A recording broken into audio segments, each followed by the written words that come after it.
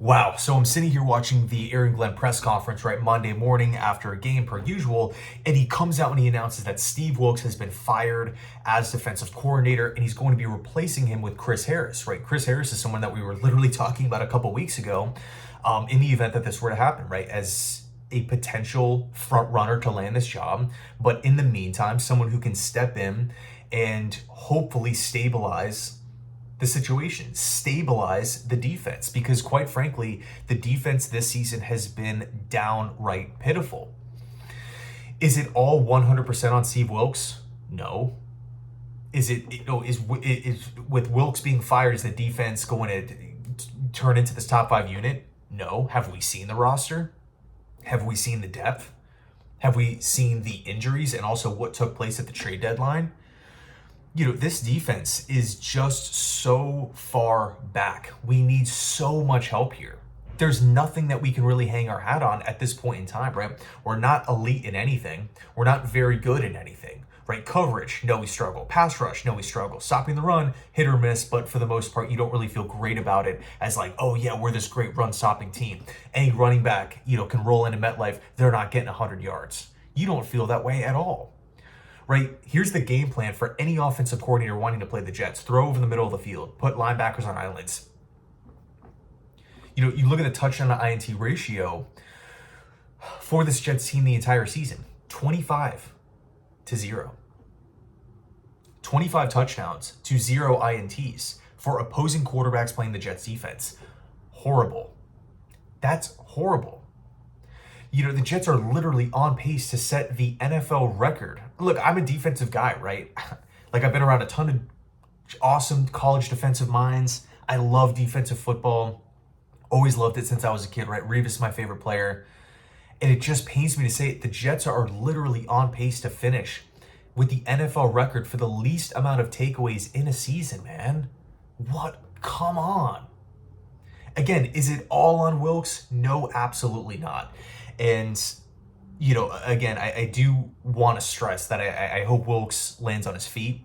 I hope that he gets another another gig somewhere. I mean, at the end of the day, he's a veteran defensive mind with a lot of connections. I'm sure there's a gig out there for him. But at this current destination, right, with the Jets right now, something's got to give. We just cannot continue with the status quo. And again, this Jets roster lacks serious talent. And we talked about it at the end of the recap video yesterday, where it's, this whole argument of, oh, just trade all these draft picks to go up and select a quarterback to come in with immense pressure, drop him into the roster, and just hopefully he saves us.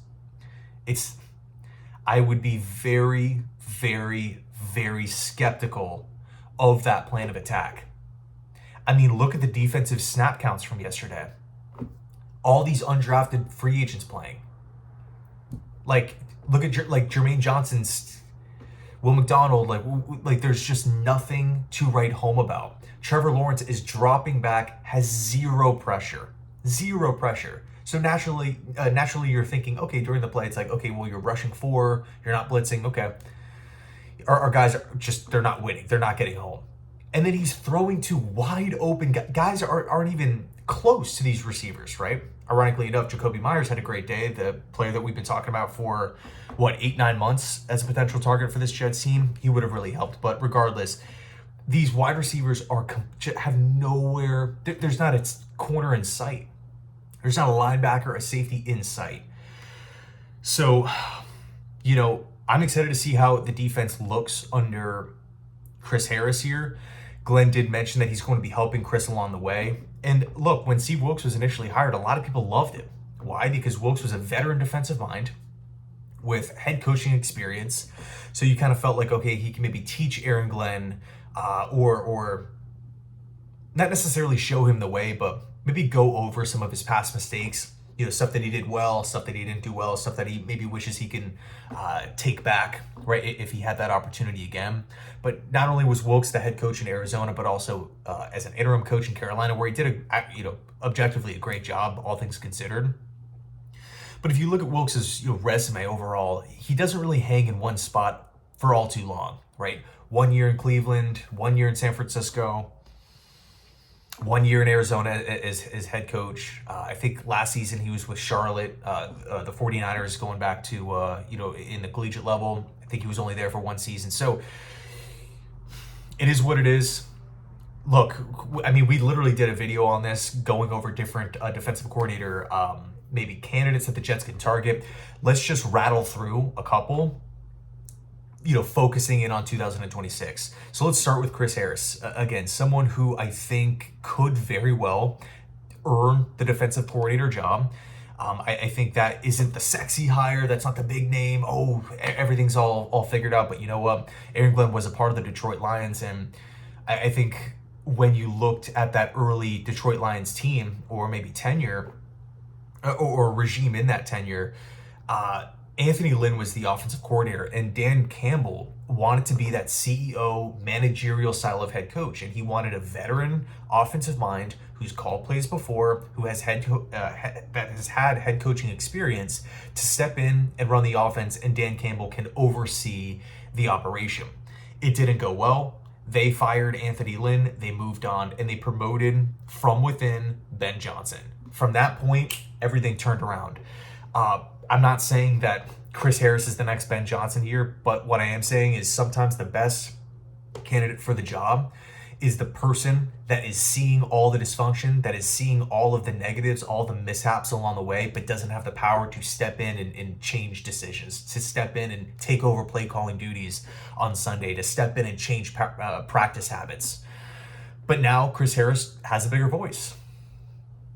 Think about it, right? Real world situations. Like if you have a job and maybe you don't like your manager or something, and that manager for whatever reason gets let go, like you feel like, okay, you know what? I can do this, and this better.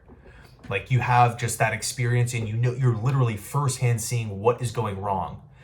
So I don't want to write Chris Harris off completely just yet. The big name, right? I would say it's maybe a little unrealistic at this point, given that he currently still has a job. But in the event that the Cleveland Browns clean house, they keep on losing, they clean house, Jim Schwartz has got to be the number one option, right? He runs a defense that's very, very similar to Aaron Glenn. I would probably say the most similar. The Jets run the most man coverage, I believe, in the NFL. Who's number two? The Cleveland Browns. Right, Jim Schwartz is just Jim Schwartz kind of reminds me of the defensive version of Josh McDaniels. He can step in to any organization, any defense, and then boom, they just start playing well. Lots of 4-man fronts, or 4 down linemen. Like there's a lot of similarities with Jim Schwartz, and I think there could be those two guys can mesh well together just with their blend of defense. I think Patrick Graham is an interesting one. Patrick Graham is kind of like the modern day Greg Williams, right? Where it's like he can run a 3-4, he can run a 4-3, he can kind of step in and say, okay, we can work with this guy and work with him and maybe switch this guy's position and just kind of have this hands-on approach that you feel is very creative. Now, Patrick Graham is with the Raiders right now, and the Raiders are a complete mess. I don't want to look at Patrick Graham and say, oh, all the problems are because of him. I mean, obviously, if you look at the Raiders' defensive numbers, you're going to not look at Patrick Graham highly or favorably. I totally get that. But ultimately, he's still a creative defensive mind who has, at one point, he could have, I think he actually interviewed to become the head coach of the New York Giants. Like there was that period, there was that stretch there where Graham had a lot of buzz. And it was because of his flexibility on defense. Like you give him any roster in football, veterans, young players, it doesn't matter. He can figure it out when he really gets his hands on the defense, and you kind of feel like he always tries to maximize what he has, or he can maximize the current the current defensive roster. Of course, there's other questions with Patrick Graham, but he's just an option nonetheless. But one option that I'm pretty intrigued with is Raheem Morris. Right, if he ends up getting fired in Atlanta, I don't think he does. But this season has been disappointing. It kind of feels like it's Tampa Bay all over again, right? When he was in charge over there. First season they look good, but then everything starts to unravel and fall apart. But Raheem Morris, like you feel really good about him in multiple looks, right? He can run a 4, look at the Atlanta Falcons defense. You're thinking like, okay, like it's Jeff Ulbrich. They're probably doing the Jets defense from last season. No, not really. Like there's a bit of that, but it's not this 1-to-1. Raheem Morris does a great job. Really, everybody from that that Rams coaching tree. Chris Shula is also someone like this. They you can tell that there's this proactive approach to defensive football. It's this new age of defensive football, right? Where you're getting just different look after different look after different look after different look. It's very hard to pinpoint what the Atlanta Falcons, what Raheem Morris's defense wants to do, what they're going to do. It's very unpredictable, and they can do a ton of different things at any given point. And even going back to the Rams, I do think if Chris Shula gets the job or gets a head coaching gig, Raheem Morris could probably just bounce back over to the Rams and just reclaim his DC job. But Morris is a Jersey guy, right? Obviously a longtime NFL vet with head coaching experience. So, with Morris calling defensive plays on this Jets team, again, if Glenn wants to kind of stay in that managerial style, Morris will give him the flexibility to do that. So, and look, a lot of these names you're buying low on, right? The stock is down, but the reality is, what are the Jets just going to go get Jesse Minter to go run the defense? No, they have to find another option somewhere, somehow. And, ultimately Steve Wilks was not the answer, and he's not all to blame here. But I think Glenn is a very, very loyal guy. Former player, has all these different connections. You haven't heard one negative story about Aaron Glenn as a guy, as a man, as a coach. Not one bridge that has been burned.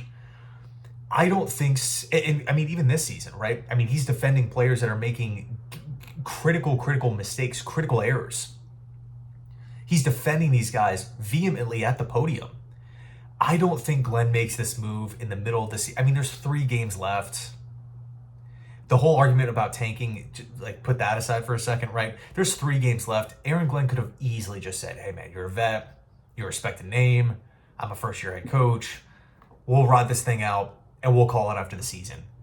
He did it now. So I think maybe Glenn is seeing something here on tape from a coaching standpoint. And also, maybe he wants to get ahead of it and see what Chris Harris has, again, over these next 3 weeks. So anyway, let me know your thoughts down below. Thanks for watching. And as always, go Jets.